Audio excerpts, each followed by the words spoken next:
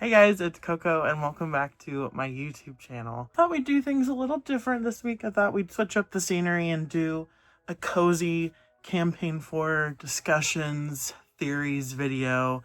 And I just kind of wanted to get your guys' thoughts on what you think the campaign's going to be like, because it premieres in 2 weeks. Not this Thursday, but the Thursday after, we're finally going to have campaign 4, which is crazy. But I thought I'd go through and discuss kind of what I'm hoping for, what I'm thinking, some hypotheses about certain characters, and don't forget to let me know what you guys think in the comments below. Now, before we get started, don't forget to like, subscribe, and hit the Bertrand bell to be notified of new videos. I'm going to try and post weekly, and yeah. Let's get into it. So I got a comment on my last video in which I reacted to the campaign 4 characters. And on that video, I got a comment talking about Taji, I don't know how the name's going to be pronounced, but Taji Fang, who is the central character / plot point that's going to tie our main 13 people together. Basically, if you missed it, the little synopsis is on their website, but Taji Fang is a connection that all 13 of our player characters have, and he is set to be put to death during that first episode or 4 episodes of the campaign. Now, the going theory around, and this has been confirmed by, I'll try and post a little screenshot of the whiteboard at the What is Campaign 4 video that was on the Critical Role channel. Taji Fang is actually HalanDILF, or Hal's brother, who is Liam O'Brien's character. I just think this is a really cool way to bring in everybody, because not only do they have like a mutual that's in common, so there's always that built-in topic, but it's so cool to see how this one person may have very different and varied relationships with each of the player characters.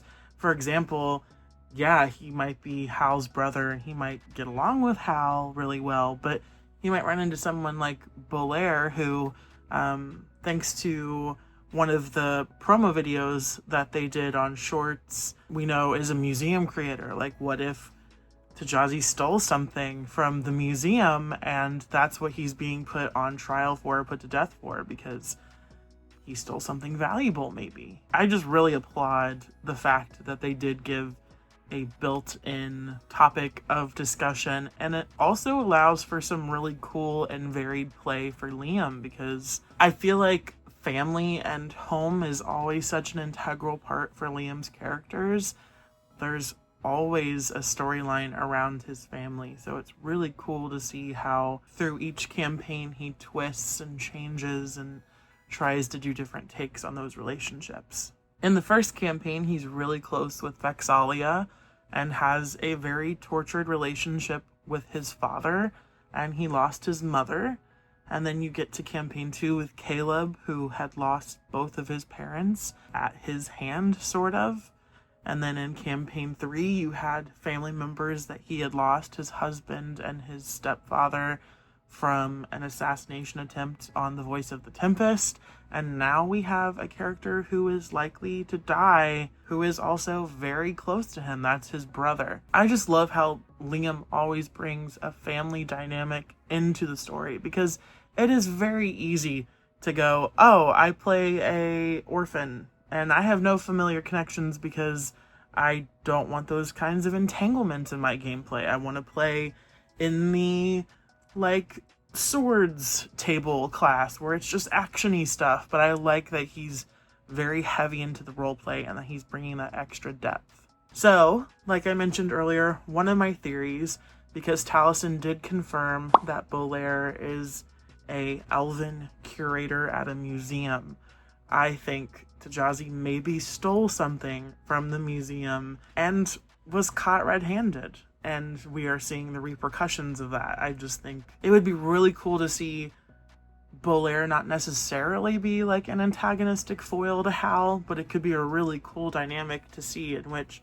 I mean, Bolaire didn't ask his brother to steal from him, and it is not his choice what the law is when it would come to theft, and it could be a really cool dynamic at the table, especially since we know not everyone's going to be at the table at the same time, to see the different points of view on that situation play out from the victim's point of view versus the assailant's brother's point of view. Another storyline that I think we're getting is some kind of orc war or orc conflict within the world of Ahriman, which is very cool because I feel like orcs don't get a lot of love. The only orc player character we had was Ford, who is a half orc.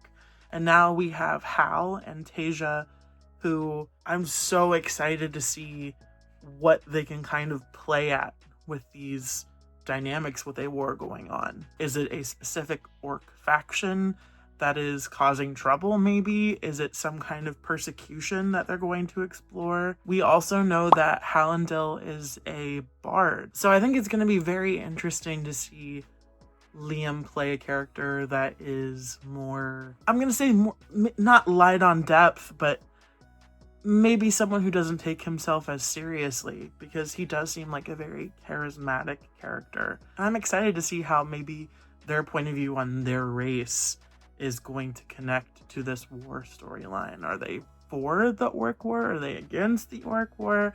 It's really cool to see a war actually play out in time, because one of the storylines that I always had like a big question mark about from campaign 3 was the Apex Wars, in which Otohan was like famously a general, a lieutenant in those wars, in which she really thrived in that situation. So I'm really curious to see how a war playing in the background is going to influence the table as we know it. Another thing I noticed after seeing the art for characters was Wikander, or Wick as he is called. Wick and Tierney have the same kind of color combo going on. They're wearing like a teal and a white situation. And I'm very curious to see if they are a trickster cleric and some kind of paladin or acolyte of this fallen god. I'm very curious to see how that will play out. I don't know if Wick is a paladin or not. I could also see him maybe being a monk that has kind of devoted himself to that patron. But it's going to be so cool, I think, to see two members of a cast who worshipped a now dead god, and seeing how they kind of interact with each other, and seeing how faith plays a role in their lives. Because Wick seems, I wouldn't say stoic is the right word. I'd say Wick just seems very more put together. He seems a little bit more devout. Not saying that Tyranny isn't devout, but Tyranny definitely gives the Chaos Goblin vibe, and it's kind of cool to see how these different personalities play in the same religion. Let chaos reign. Another very interesting tidbit that came from the little shorts that they've been posting is that Abria's character Tasia hates Sir Julian. Apparently Matt is going to be playing a very cocky individual, which I am very excited about. I think a lot of us, especially me, I went in thinking that, okay, well, Matt's a player character, so this campaign might be a who can romance Matt campaign. And to hear him play maybe a unlikable character is a very interesting breath of fresh air. I like characters like that. One of my favorite characters from campaign 2 was Bo, because Bo wasn't exactly easy to like in those first 20, 30 episodes. And as the campaign went on, she softened, she fell in love, she became friends with the people around her, and eventually they became family. And that's how she changed into a more personable character. So I'm very curious to see how it plays out with dynamics, because there are so many people sitting at a table. There are 13 characters. It is bound that one or two of them are not going to like each other. And I live for that kind of character chaos. I think having that sort of dislike in the group causes a very interesting tension.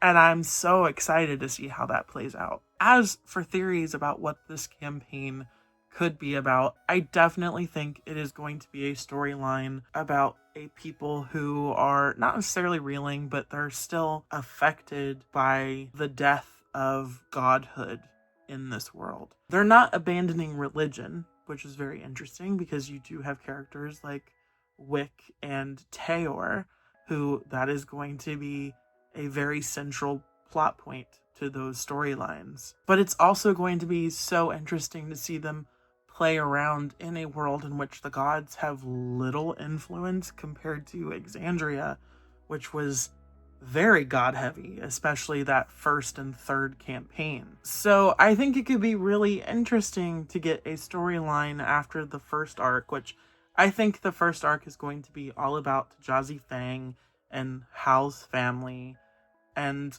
learning about that crime and the turmoil it caused, and that's how the initial connection of the group happens. But I could definitely see a storyline for maybe the Seeker's Table in which maybe there's a lost god. Maybe the gods still do have influence in this world, and it's just long buried. I mean, the pantheon of Exandria had two gods that we didn't know about because they were eaten.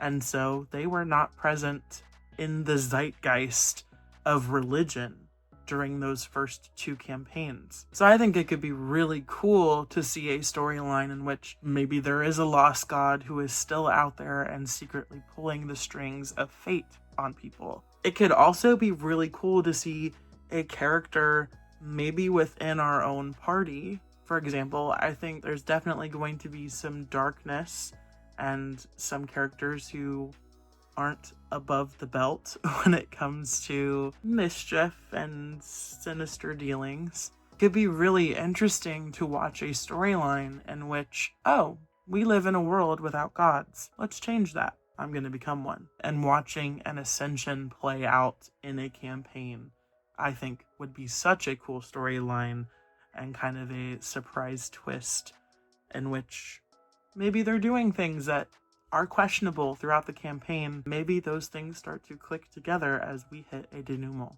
Now, I don't know if we are getting this or not, but I would really love to see a romance play out in this story that is maybe doomed from the start. I think could be very cool. I think that is something that they haven't played with a lot, except for maybe Scanlan and Pike, who do sort of still end up together, but it could be really cool, a la Sam and Abria's characters from Calamity, to watch divorce play out, a breakup, maybe two people who knew each other through Taji, but they don't have anything in common anymore because they split up. Or maybe we watch the unraveling of their relationship through the campaign. I think that would be very cool instead of the usual getting to know each other and falling in love, which is also great because everyone loves kissing and I am no exception to that. So some final pitches to you guys is the Ascension storyline. I think could be great for Tayor. I think Travis skirted around his character from campaign 2 becoming evil at points, and I think it could be really cool to see him actually take that dive and play with the complexities of a character that you think as a paladin is going to be morally right, and watching them slowly deteriorate into I'm going to become a god myself. Whether that is a good being or a bad being, it is still kind of selfish. Another pitch I have is everyone at the table is going to romance Liam's character Hal. I have nicknamed HalanDILF affectionately, and I think you're gonna see some kissing. I think there's 13 people, there's gonna be kissing. I think another pitch is on the whiteboard I showed earlier, I'll insert it again now, is that it says next to Belair's name, he is either replacing someone who is the curator, or maybe he was the curator and he is being replaced.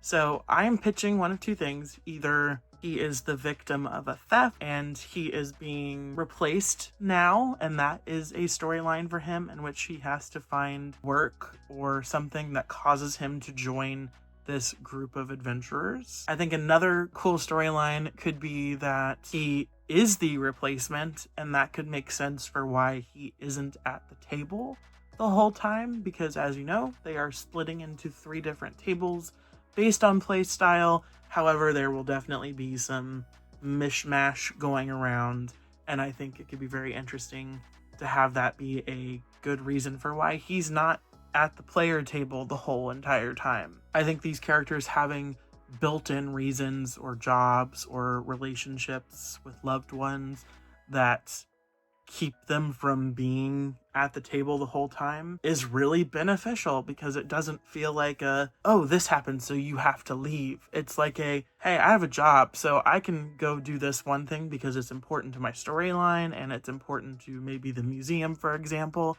and then I have to come back for a little while until there's another plot point that actually makes sense for me to be part of. I think the biggest question mark for me is Louise's character. I think he is just a big mystery. He's also someone that they teased not a lot in that video, in which he's a question mark even to the other players, which I think is very cool. It does still bring a level of mystery that, of course, every good campaign needs. Please let me know your theories in the comments below. Don't forget to like the video, please, and hit the Bertrand bell. Yeah, just tell me what you guys are thinking. I'm so curious at what you think some possible storylines might be, if you've garnered anything. There was a pretty gnarly teaser photo for Campaign 4 of who I think is Taji Fang with a blindfold. He looks like he's being interrogated or tortured in some way, and I'm just curious at what you guys think his crime might be. Again, thank you guys so much for watching, and I'll see you guys soon. Stay safe out there. Good day, my friends.